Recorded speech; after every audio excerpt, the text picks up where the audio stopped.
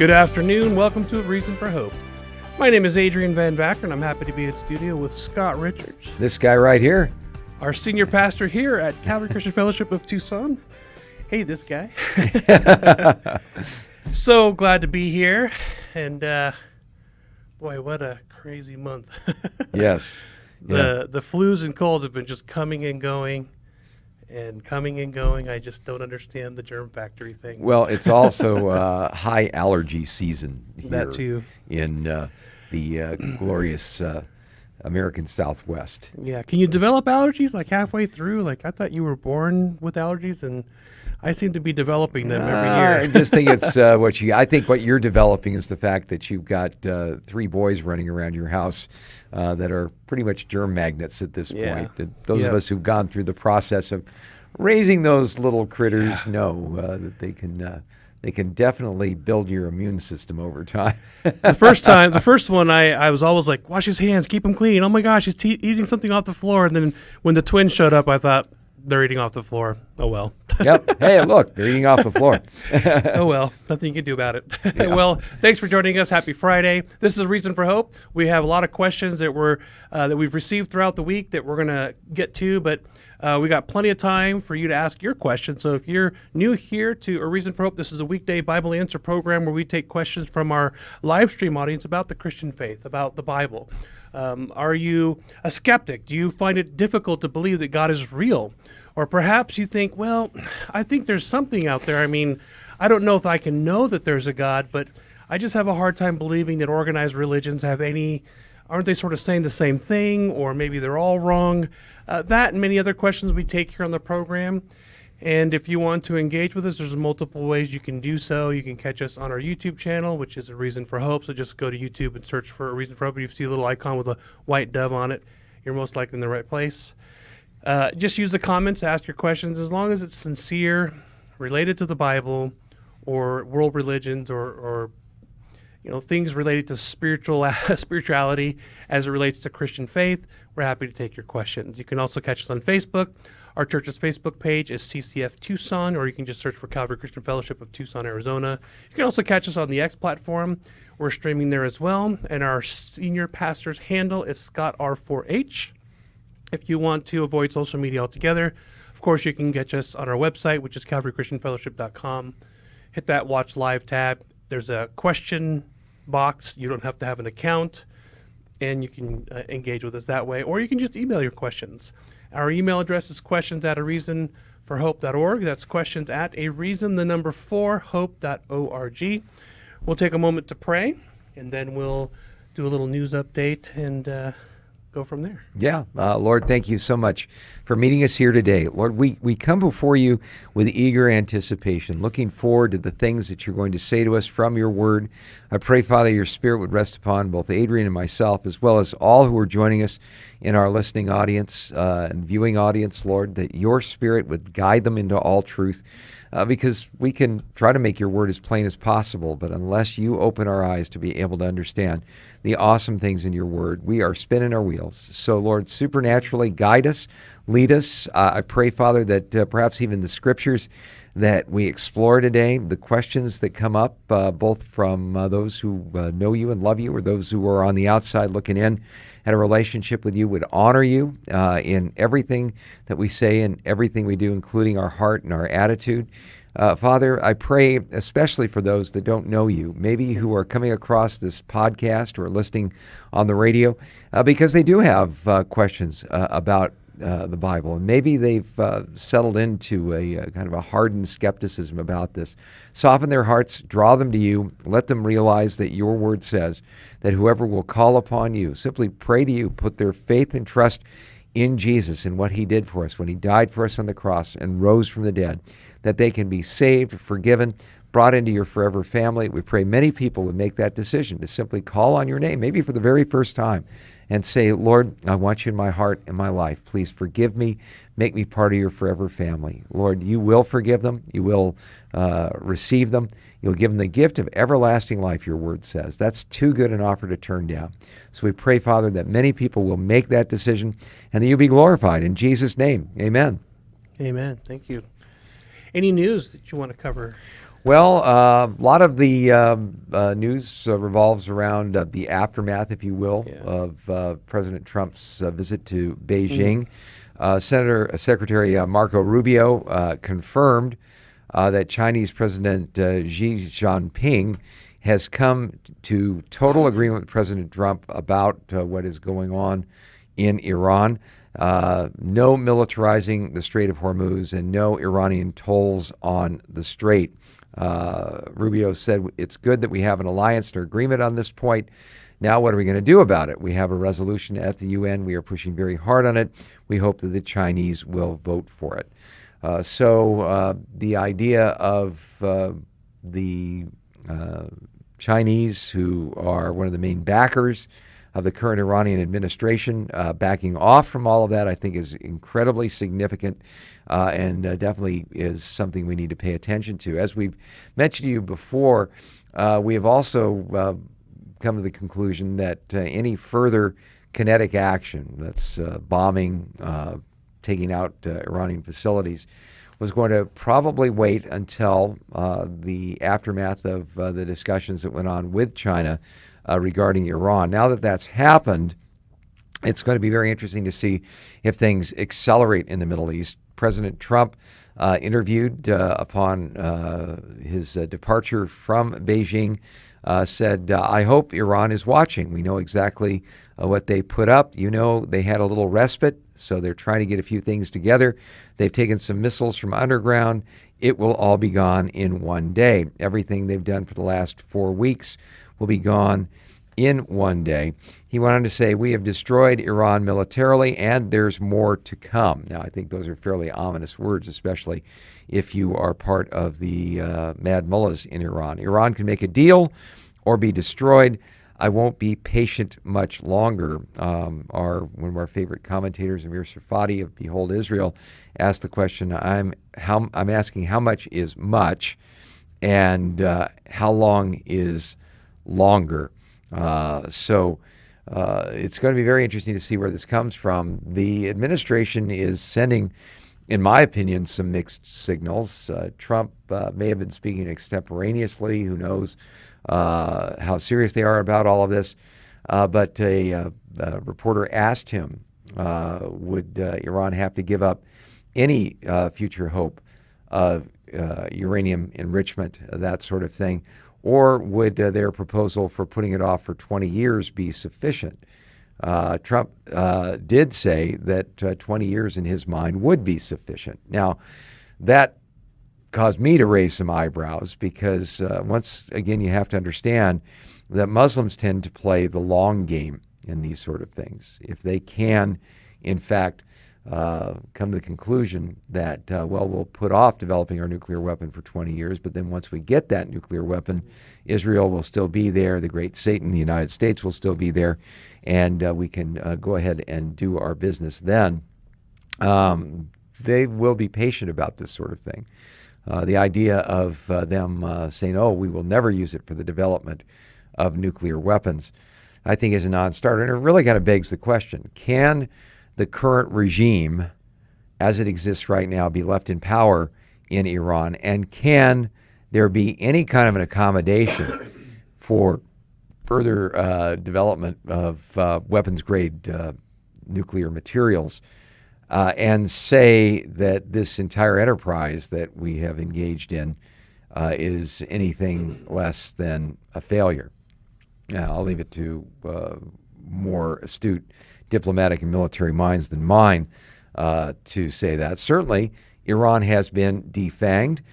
Certainly, they're at a place where economically they are absolutely devastated. The oil shipments from the Strait of Hormuz have been completely blocked by the United States. We are told that there are actually oil slicks surrounding Karg Island, which is the main drop-off point for Iranian oil. Once these storage facilities are filled, the damage that is going to be done for the oil wells that are used to extract petroleum in Iran will be absolutely devastating as well. So I don't know if you could call it a complete failure, a setback. Prophetically speaking, it's our point of view that the current regime that is going to be absolutely antagonistic towards Israel is in some way, shape, or form going to continue to run the show in Iran, as in Ezekiel chapter 38, a last days invasion of Israel once its guard is down. We believe this is going to happen during the tribulation period, that the Antichrist and his false peace are going to cause Israel to say, well, we don't need to have any more security because who's like the beast and who's able to make war with him, as Revelation 13 indicates. We are also told in the book of Isaiah that Israel at one point will make a covenant with death, and God said their covenant with death was going to be abrogated, that it wasn't going to provide them the deliverance that they need. So Israel is going to have reason to drop their guard. But we also see that one of the main players that is going to be part of this invading force, according to Ezekiel 38, is Persia, modern Iran. And Turkey is mentioned there as well. So the antagonism, the antipathy towards Israel isn't going away anytime soon. So who knows how all this is going to shake out. The idea of coming to some kind of accommodation, perhaps an accommodation much like Trump has gotten into with Venezuela, where one of the right-hand people of the Maduro regime down there is now running the show, but is pretty much taking orders from Washington. We may see something along that line in Iran, with assurances in Israel that whoever is governing Iran at this point is one of our hand-picked people, and we believe that we can work with them. Whether that ends up being true or not is another story, but something like that, scenario along that line, very well may be possible. Speaking of peace and safety and things stabilizing as far as that's concerned in Israel, according to the open source Intel website, a quote from Defense Minister Israel Katz: under the direction of Prime Minister Benjamin Netanyahu, myself, the IDF has struck in Gaza against the arch-murderer Az ad-Din al-Haddad, the leader of the military wing of the terrorist organization Hamas, and one of the architects of the October 7th massacre. Later posts have indicated that al-Haddad was killed in a strike in an apartment complex inside of Gaza City.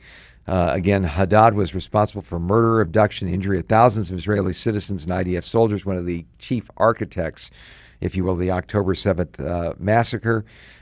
Israel Katz said he held our hostages in cruel captivity, launched terrorist attacks against our forces, and refused to implement the agreement led by U.S. President to disarm Hamas of its weapons and demilitarize the Gaza Strip. The IDF and Shin Bet, which is another name for the Israeli intelligence services, are effectively implementing the government's policy of containing threats and preemptively thwarting our enemies. We will continue to act with strength and determination against anyone who took place in the October 7th massacre.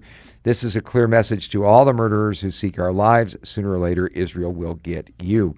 Now, according to reports, this brings to 14 the number of top Hamas leaders in Gaza that have been eliminated. In fact, the only senior member of Hamas's original general staff who remains alive and is one of the architects of the massacre is a fellow by the name of Mohammed Odeh, who is the head of the Hamas intelligence headquarters. So it does appear that Israel is going on the offensive. And by the way, they are not just going on the offensive militarily. It seems like lawfare is going to be something that Israel is going to be practicing. We've shared with you the horrendous, unsourced propaganda piece run by Nate Kristof of the New York Times that, among other things, said that Israel had trained their dogs to rape Hamas prisoners, which, by the way, is pretty much anatomically impossible.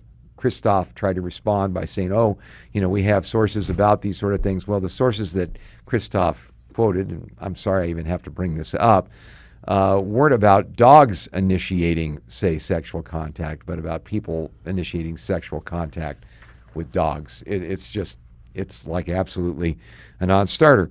But Israel is not going to take this sitting down. Israel has indicated that they are going to file a lawsuit against the New York Times for libel and Nick Kristof himself.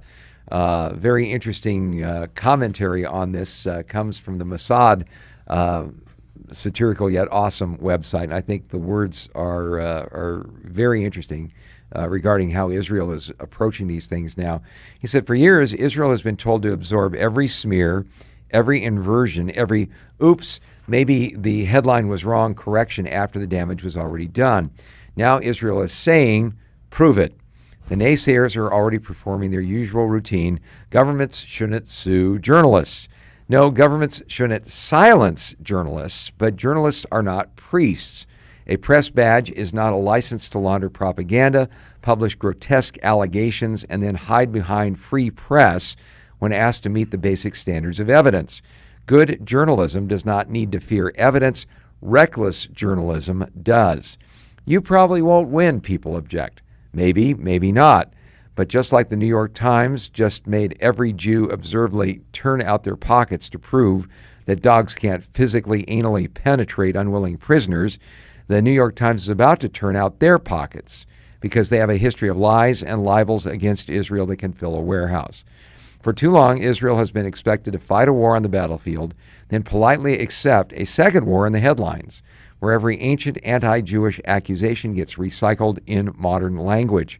After years of watching my miraculous country get dragged through the mud by people who treat Israeli blood, Israeli grief, and Israeli truth as disposable, I am glad to see the state of Israel finally go on offense. Sue them, expose them, make them answer. I'll make the popcorn. Well, the discovery aspect of this lawsuit alone would be fascinating because that's going to force an individual like Kristof to be able to say specifically where he got this information and whether he vetted this information. I think that would end up being an 0 for 2. As far as Israel going on the offensive, fascinating little blurb that was posted on the open source Intel site, again before airtime. The chief rabbi of Safat, which is a city on the northern shores of the Sea of Galilee, Rabbi Shmuel Eliyahu, has officially called on the Israeli parliament, catch this, to approve the construction of a synagogue on the Temple Mount. Now, he's not saying to rebuild the temple, but once again, you have two Muslim shrines, the Al-Aqsa Mosque, the Dome of the Rock. What he's basically saying is Jews should have a place on the Temple Mount to be able to worship. Now, I think it's fascinating because Rabbi Eliyahu is a part of the chief rabbinate of Israel, so his point of view does carry some weight. Also, as a Orthodox, I might even say an ultra-Orthodox Jew, Rabbi Eliyahu also doesn't seem to be too concerned about building a structure that somehow could have compromised the previous boundaries of the temple on the Temple Mount, particularly the Holy of Holies, that cause people from the ultra-Orthodox camp not even to go up on the Temple Mount for fear they might violate this or the place that it previously existed by accident. So the idea behind all of that is going to be thrown to the legislature. It's going to be very interesting to see how this is received. But I think this is another step in the direction that we see prophetically that the temple is going to be rebuilt someday on its historic site. Whether this is a half measure that is going in that direction or another statement that is being made that is going to lead to the rebuilding of the temple. That is certainly something that we see in passages like Revelation chapter 11 that is going to be a part of the last days. 2 Thessalonians chapter 2 also indicates that after a strong covenant with many is made, Daniel chapter 9, that will involve the reinstitution of sacrifices, which can only be conducted in a rebuilt temple edifice on the Temple Mount, on its historic site. I think it's fascinating. that the Antichrist himself is going to go into that rebuilt temple and declare himself God to be worshipped, according to 2 Thessalonians chapter 2. So perhaps a step in that direction. It's not something that would be very difficult. I mean, we think of this, Herod's temple. They don't have to do that to have a temple. It could be any structure as long as the biblical elements are there to perform sacrifices, the Holy of Holies, the outer, the various elements. But it doesn't have to be a complicated structure. It could go up fairly quickly. Yeah, I think there would be obviously some hoops to jump through, like finding a red heifer without any kind of defect, who would have to be basically sacrificed. Its ashes then mixed with water and used to dedicate, say, the temple implements and so on. But these things can be overcome, especially with modern construction techniques and things along this line. A functioning temple could go up probably within the space of a year if the will to do so was there. I think it's also fascinating, and there were a number of commentators about this story that mentioned that, the Iranians almost did everyone a favor by launching a particular missile that missed the Al-Aqsa Mosque and the Dome of the Rock by about only 200 yards or so on the other side of the wall. These edifices, especially the Dome of the Rock, has been destroyed 8 different times historically, usually by earthquake. So God can certainly take it another way as well. But fascinating stuff. Yeah, speaking of the red heifer, there were stories that have come and gone on the internet. They were extinct. They're back. Is there any updates? Any solid updates on, whether there's red heifers that exist and how pure are they? I mean, in terms of the bottom line, Adrian, is your guess is as good as mine because you'll hear things on both sides. There'll be articles about some guy in Texas who has red heifers, and they apparently pass kosher inspection. Then say, well, where are they? Are they in Israel and all that stuff? Then the details get a bit vague. It's one of those non-falsifiable sort of things because when you start to push for details and specifics, they will say, well, we can't really do that because, those who would oppose the temple would try to, do away with these heifers and so on. So we really don't know. But what we do know is that there will be a rebuilt temple. In order for a rebuilt temple to happen, the red heifers necessary to fulfill the Levitical dedications of these sort of things would have to be in place. So God can take care of it. Biblically, is the ark required to have an actual temple, or is that not? Well, no, because the ark vanishes from the biblical record. Last time we really see it being mentioned was the time of Solomon. Obviously, it was there. But even by the time of Solomon's son Rehoboam, the Egyptians pulled a raid into Israel because Rehoboam was certainly not a chip off the old block as his dad was. And from that time onward, there's no mention of the ark. Now, there's all kinds of different legends about, say, Jeremiah hiding the ark before the Babylonians could come in and haul it off into captivity. We do know that the initial intrusion of Babylon in 605 BC, where Daniel and his friends and so on, Ezekiel and others, were hauled off into Babylonian captivity. Nebuchadnezzar basically showed who was who and what was what by taking a number of implements out of the temple. There is also in the Ark of Titus in Rome a picture of a number of different temple implements, including the temple menorah, being hauled off as spoil as a result of what happened with the invasion of Titus and so on, the siege of Jerusalem in AD 70. But no picture of the Ark of the Covenant was a part of the Ark of Titus. So there are those who believe that it was either hidden. Some people believe that it is located underneath the Temple Mount in some kind of a cave or anteroom.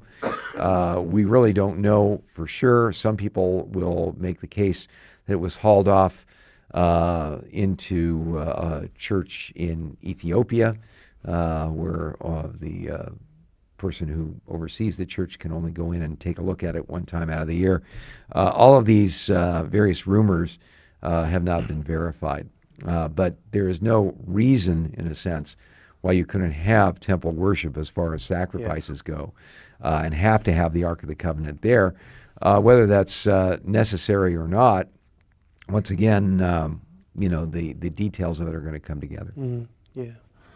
Because, like you said, in Revelation, if there was a temple in the first century that was an actual temple, and Revelation refers to the temple, well, there has to be a rebuilt temple for there to be a temple in the future. It doesn't necessarily mean that there has to be an ark in it, but I was curious if there was any. Yeah, and those who would say that that's necessary would say that, for instance, the actual implementation of Yom Kippur, the Day of Atonement, would require the high priest to go in and put blood on the mercy seat of the ark that God instructed Moses to implement. Again, will the ark be found? Would the ark coincide with the construction of the temple? Does Israeli intelligence already know where the ark is, and for reasons known to them, are keeping it under wraps because of, again, the stir and the cry and the uproar that would happen there? We do see that there has to be a big sea change in terms of what's going on in the Middle East. How would the other members, for instance, of the Abraham Accords react to, say, the rebuilding of a temple and so on? These sort of political and really spiritual conflicts, how would the ultra-Orthodox react to all of this? How would this play in Israel? We'll have to see as things unfold. I was listening to a podcast, and they were talking about how the oil wars of the last 100 years is really transforming into the mineral deposit wars because of AI and technology, and basically everything in life is run by microchips. And the Israelis have come up with methods to separate the minerals from other materials that to this day we cannot do, which allows them to do something that nobody does, which is to recycle old computer boards. So if they were to have not a monopoly, but a huge stake in the need for minerals for microchips in the future, I could see how that would be okay, well, how about this? We'll let you. Yeah, and it answers a question that comes up when the Gog and Magog invasion in Ezekiel 38 comes up, because one of the questions that gets asked, and by the way, it gets asked by the princes of Sheba and Dedan, which is Saudi Arabia and that area around there. As far as this invasion goes, have you come to take spoil? Really, as far as spoil is concerned, that would not be an incredibly motivating factor, at least prior to a few years ago, of invading Israel. I mean, Israel has great historic significance, again, because of the genius that they're able to do agriculturally. Israel is now the fourth largest exporter of fruits and vegetables to the world. But that I don't think would be a motivator for that. What is the real motivator, I think, is the finding of the huge natural gas tracts just off of the coast of Israel in the Mediterranean, called Leviathan and Tamar, biblical names, both of them. These gas tracts, liquefied natural gas tracts, are just immense and put Israel into the energy business as well. Whether Israel comes up with, say, that kind of methodology for being able to recycle, say, lithium and things like that out of computer chips, the silicone that's necessary for these sort of things, could be another motivator there. But don't put anything past Israel. They're the ones that invented, for instance, hydroponic irrigation and so forth. That has caused that desert to bloom. So, and desalinization is kind of their that's their thing as well. And it's interesting when you follow the back and forth as far as striking military targets. One of the things that Iran threatened was to go after the desalinization plants in Israel, because prior to the invention of this desalinization technology, the vast majority of water for Israel all came out of the Sea of Galilee. Syria was looking at doing a construction project, by the way, that was designed and was in the process of being implemented by the father of Osama bin Laden to cut off the main feeding rivers, the Banyas waters, as they call them in Israel, that would have flowed into the Sea of Galilee. Once that dried up, Israel would have a very hard time just even holding on. But now you've got desalinization. You may recall that even at the United Arab Emirates, their desalinization plant was targeted by Iran. So, again, whoever has the water in that region runs the world. Well, let's get to some questions here, and we got a few interesting ones. Panda is a skeptic and wanted to know why we treat the Book of Judges as history when there seems to be fable-like stories such as Samson carrying the city gate 40 miles. How can Christians take this seriously, especially as history? Yeah, well, I guess what you really have to ask yourself is, how do we evaluate any historical document as far as its validity goes? One of the basic tenets of evaluating a historical document is taking a look at, say, first of all, the various places that are mentioned in this historical document. We take a look at the geography. Does that line up in the Book of Judges? Well, the various places have been verified as being legitimate, valid, able to be verified down through time. Even the ruins of people like places like, for instance, the capital of the Gaza Strip, that area down there, Ashdod, and other sites along that line. We find archaeological remains that date to those times, and we're able to verify the fact that these individuals that are described as being from these areas, like Gath and other cities along this line, that really play a major role in the Book of Judges. We're able to verify these sort of things. We're able to determine that they are actual, real sites. The people who are involved are there, again, the people groups that are involved there. The idea that the Philistines were associated with the people of the sea from places like Kaftor, as it used to be known, the island of Crete. Their migration into this particular area is not only verified by their presence in the Book of Judges, but is also verified by Egyptian documents that talk about the rise of these people and their interactions with the Egyptians and so on. And so when we see people like the Philistines, there were those that used to dispute the authenticity of Judges because, for instance, it mentions the Hittites. There was a lot of skepticism as to whether the Hittites were just the stuff of legend. But not only have archaeological discoveries uncovered the fact that the Hittites were very real, but also had a vast empire, were very influential during that particular time. So we look at the people groups as well. You can even study the language now. yeah, exactly. So, the other thing that we take a look at as far as the description of the events in the Book of Judges, there is going to come a challenge that, say, secular individuals will run into, because the events in the Book of Judges do take on, in a number of sets of circumstances, a decidedly supernatural air. And the account of Samson is probably one of the most important examples of a supernatural intervention of God in the Book of Judges. Now, the other thing that we need to take into account is this. If someone just says, well, something supernatural happened there, therefore it cannot be historical because the supernatural can't happen. That's not doing history. That is allowing an anti-supernatural bias to come into the evaluation of a clearly supernatural record of God intervening. But what can we say about the supernatural intervention of God in the Book of Judges, particularly in the life of Samson, since that's the one that's being raised? It's very interesting that Samson did do things that required immense strength. However, the fact that Samson was able to do these things was always a quandary and a mystery to the people who were involved. Hence, Delilah being given a huge bribe by the Philistine lords to discover what? The secret of Samson's strength. Now, if Samson rolls out looking like, some, refugee from an Arnold Schwarzenegger movie and, all that other stuff, Conan the Barbarian, people say, well, no wonder he's so strong. Look at that guy. He's really built. But they couldn't figure out how he was able to do the things that he did.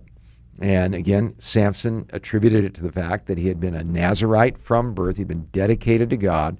But also it's a very interesting sort of a thing that Samson, although great hero in terms of the people of Israel, also has something else going for him that tends to verify a historical account. It's called accounts of embarrassment.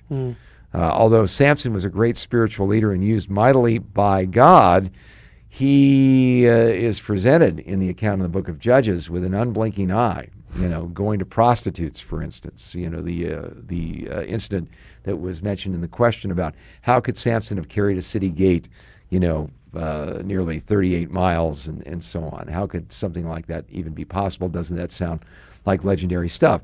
Well, the interesting thing about what happens immediately prior to Samson tearing down the gate of this Philistine city and carrying it to a hillside at the top of a hill that faces Hebron, which is another city that can be verified archaeologically. But him carrying it along those lines.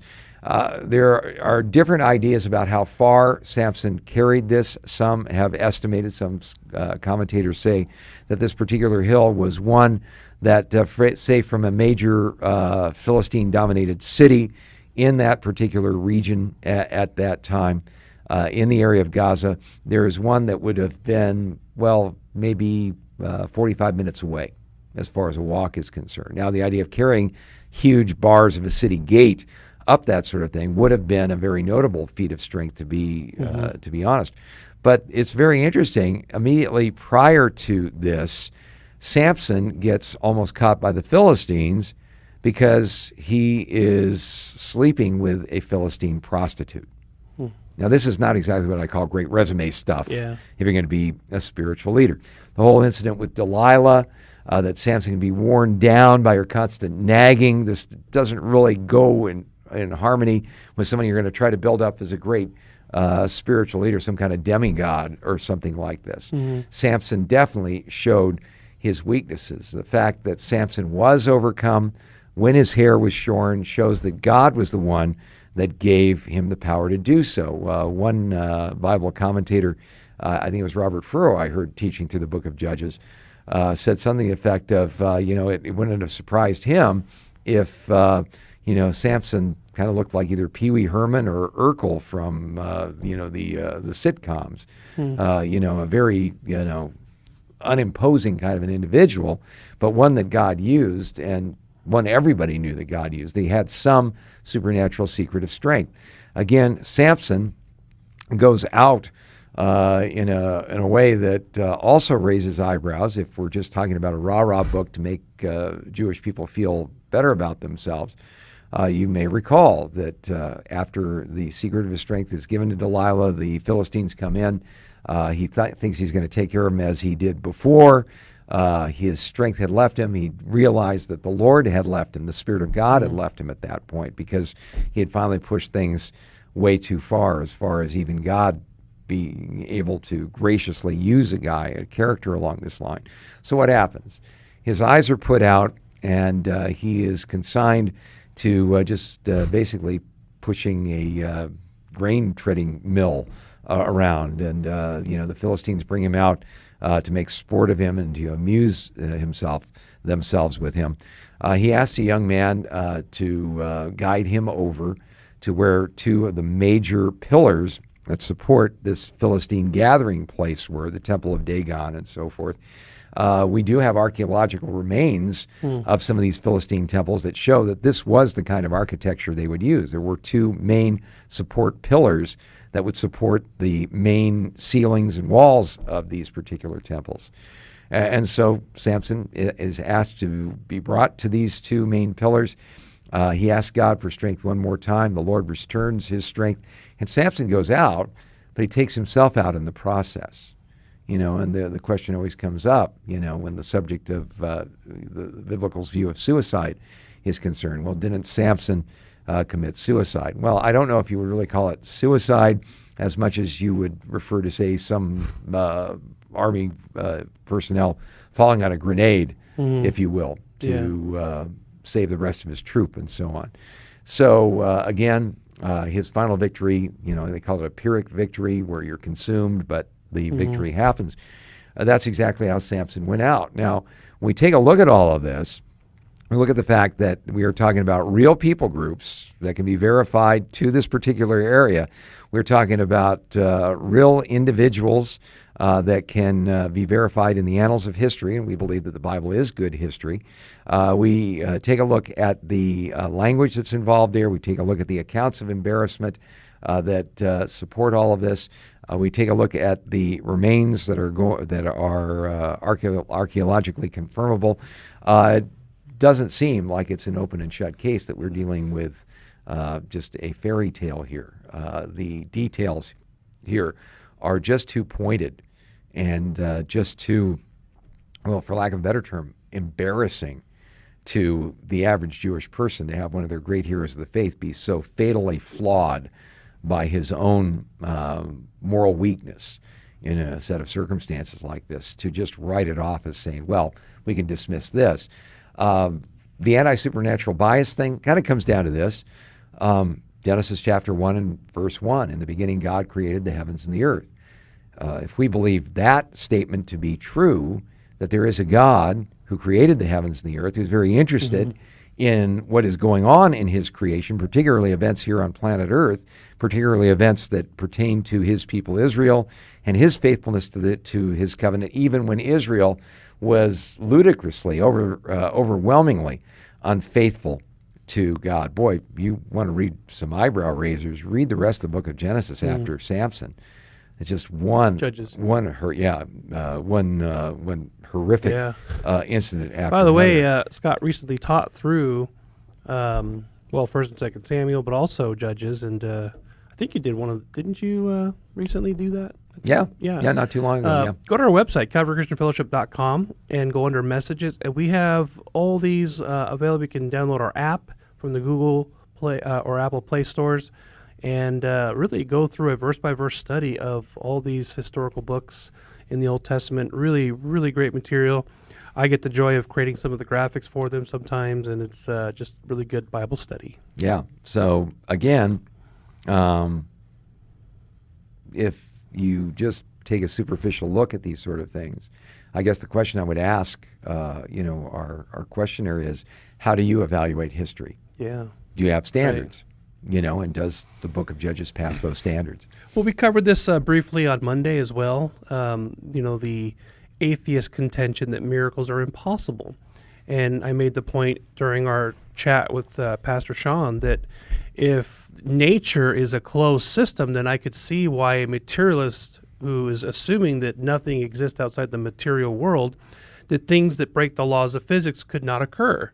But if the system is open, meaning that there is something that transcends the universe, a mind that also is intimately involved in the creation, well, that opens the possibility. Now it's not logically impossible for the laws of physics to be broken, for miracles to occur.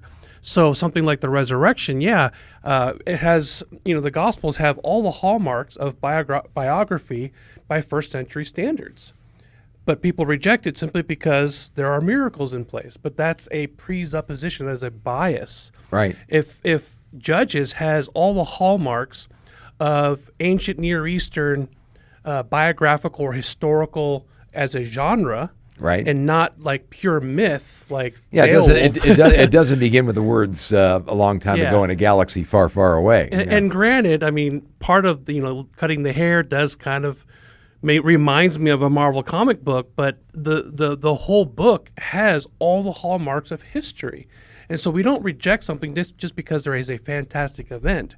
When we look at other mythical writings of those periods in those near areas, they have all the hallmarks of myth. There is a clear-cut sign that this is mythological storytelling. And sometimes even, myth always the classical sense of myth has a root in real history, but Judges does not have those characteristics of myth. It has the characteristics of ancient Near Eastern history with some fantastical moments. And so the question really is, are miracles possible? If you say no, well, then you have to provide evidence for so. But you can't reject a document, even if, when you read other what mainstream historians would consider history, like, for example, I have a copy of Caesar's Gallic Wars written in 50 BC. Clearly, there's some exaggeration. People exaggerate their stories all the time, but they still call it history. So even if we were to grant, and we don't, grant the idea that maybe there's some exaggeration, maybe it wasn't 40 miles, maybe it was 20 miles, maybe it wasn't the whole gate, maybe it was a piece of the gate, even if we granted some of those things, it doesn't mean that the entire account is completely made up. And that's the assumption that people make when they say, oh, myth, fairy tales, fables. Whoa. You're using these words and you don't know what they mean. And when historians use these words, they're talking about actual fables. You can't attribute those kind of characteristics to things like the Book of Judges because it doesn't have those characteristics. Even if we were to grant, and we don't, that, maybe there is some fantastical stories that are hard to believe. Well, we do believe them because there is a history of God interacting with creation, interacting with people, a consistent record, and we don't have that supernatural bias. So, yes, we test historical claims of miracles and supernatural very carefully. Even modern-day miracles, as a skeptic myself, I don't take them at face value. If someone says, oh, this miracle happened at this church, gold dust, angel feathers, healings, I always, my first response is skepticism. Well, not sure about that, but because I believe that God exists and that God is intimately involved in creation, miracles are possible. And if God's message through these messengers is consistent, then I can say, this bears the hallmark of a message from God because it's consistent with other messages from God. So that's how we judge the canon. And if God does a miracle here and there's a consistency there and all the hallmarks of history, then I can say, this is credible. This is credible. Yeah, and you have a unique perspective in terms of evaluating all of this because as a professional illusionist, you can see the difference between, say, something that is a clever counterfeit and something that is actually supernaturally verifiable. Yeah. I don't like that job, but yeah, it always puts you in the bad corner. You're kind of the naughty hat. You're kind of the skunk at the picnic. Yeah, and because we understand how easy it is to be deceived, and when we see people like Sayat the Sai Baba who claim to be the reincarnate Jesus and all the gods of all the religions, and having Hindu after Hindu in South Asia, even people here in America come to me and say, "Yeah, but he is Jesus. Look what he does. He does these miracles. How do you explain that?" And I look at what he's doing and I thought, gosh, these are things I learned out of books when I was 9. How are people being duped into believing this is a miracle? And then when someone comes back from the dead, that's not possible because resurrections don't happen. Wait, he makes some jewelry appear doing sleight of hand and you believe that he's God, but if God raises Jesus from the dead, that's not true because resurrections don't happen. Yeah. Well, and again, I think it kind of comes down to what your biases are. I saw a really interesting article where I guess there was came up on my Google feed where there was another discovery in the Badlands of South Dakota of a dinosaur bone with collagen in it. And, just reading the article was really fascinating because they said, there was a big controversy when this Mary Schwartz from Montana State University found collagen in blood vessels and ligaments in T-Rex bone. T-Rex femur, yeah. Yeah, but it was fascinating to me because they immediately said, scientists are now searching for the way that these complex DNA-based structures can be preserved for over 64 million years. And it was fascinating to me because it wasn't like someone took a step back and went, wait a minute, we got dinosaur guts here. Let's reevaluate our previous notions. Maybe our timeline isn't correct because complex DNA structures, unless they're like flash frozen or something like that, don't last at the outside 10,000 years. Even the frozen ones we've dug up of mammoths and that are in the thousands. They don't date those into the millions. Yeah, and they're not fossilized. Right. Yeah. So it's just fascinating to me that there's these blinkers that are on. And, we say, well, we're men of science and we're just going to go wherever the data leads us. They don't. They basically say, no, no, no. We know these have to be 64 million years old. Now we're going to take the data and try to fold, spindle, and mutilate it to fit our presupposition. Because if we say that, wow, this indicates this dinosaur was around less than 10,000 years ago. Yeah. My gosh. We were listening to Randy Carlson, not the family radio Randy Carlson, but the Institute for Christian Research. I think that's where he was at the time. But I think he's gone home. But I just love that guy. He talked about how, and I think it was at, he was at Cassis, and he was sharing about fossils and how dating methods happen. And they say, well, how do you know that fossil's that age? It's because of the rocks.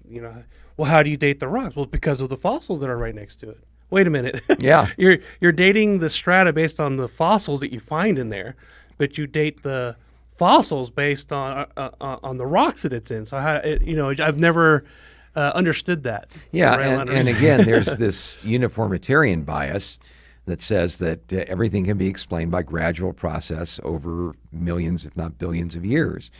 And yet we see things like the event at Mount St. Helens that took place in the early 1980s, where suddenly the whole geology of that area, including a formation they call the Little Grand Canyon of Mount St. Helens, have been formed, and it looks for all the world like the same kind of strata that gets laid down in our Grand Canyon. And what's so peculiar about it is that they have those trees that are buried through all those layers of stratification, but they were unleashed in hours. Yeah. So, again, the bias is, okay, can this be explained by catastrophism, like a worldwide flood? Or do we have to have gradual processes over time? But when the old publisher perish, or I've got to hold on to my job, or if I say something that really runs against orthodoxy in scientific circles, we discover it's not scientific to believe these things. It's scientism that causes people to believe these things. Yeah. So. And there is a small divide that I think we miss sometimes. Many scientists are genuinely, and they never say things dogmatically. There's always this is the current data that we have.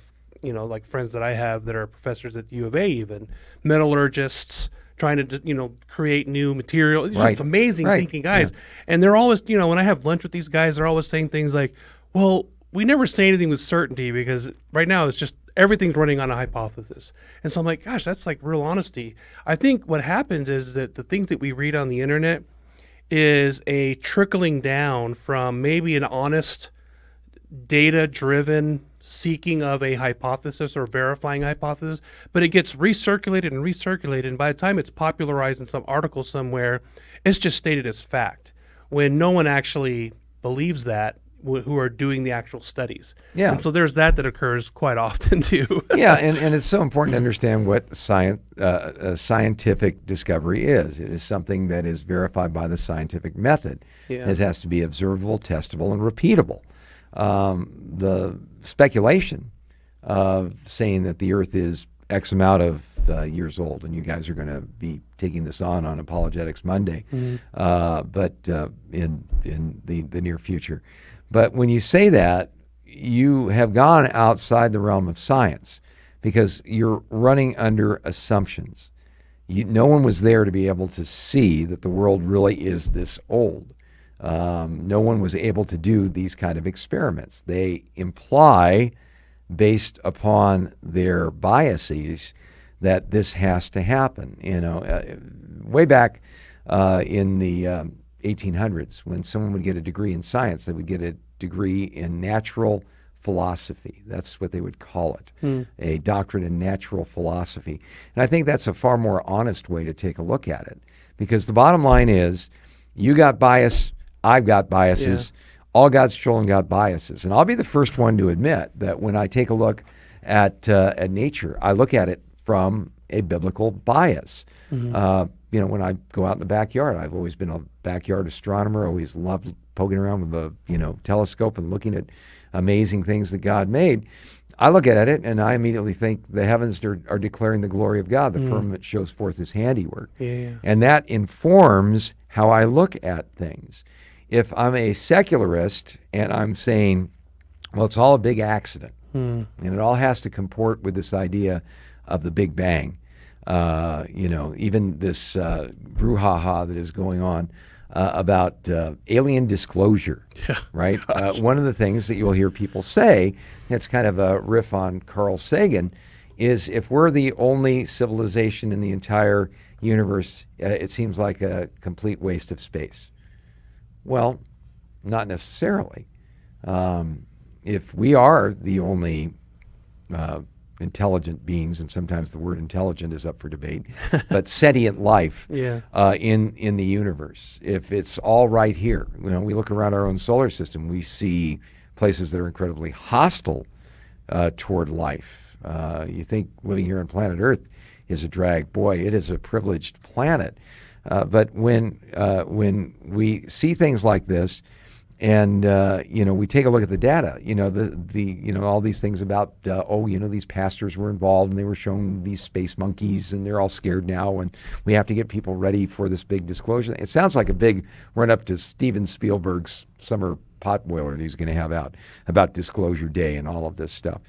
But even the SETI program, the Search for Extraterrestrial Intelligence, they've been looking for signs of extraterrestrial life for a long time, and they keep coming up empty. So does the Bible teach that we're the only ones in the universe? Seems to indicate it. I can't be dogmatic about it. If, say, that was disproven, solid Christians like C.S. Lewis said that he believed that there were other civilizations out there. He wrote science fiction books that described that sort of thing. Nobody's not going to make it into heaven based upon whether they think there's Star Trekian alien civilizations out there. But the bottom line is the worldview that is biblical seems to indicate that this world, as God created, is a very, very special place. We're very special people. Be sentient, not sedentary. Yes. Have a great weekend. God bless you. You've been listening to A Reason for Hope. Thank you again for joining us as we continue our journey through God's Word, one question of the heart at a time. Until we meet again, we would love to connect with you. You can text or email your questions to questionsforhope@gmail.com. You can also find out more about our ministry at calvarychristianfellowship.com. And be sure to join us next time on A Reason for Hope. A Reason for Hope is an outreach ministry of Calvary Christian Fellowship in Tucson, Arizona.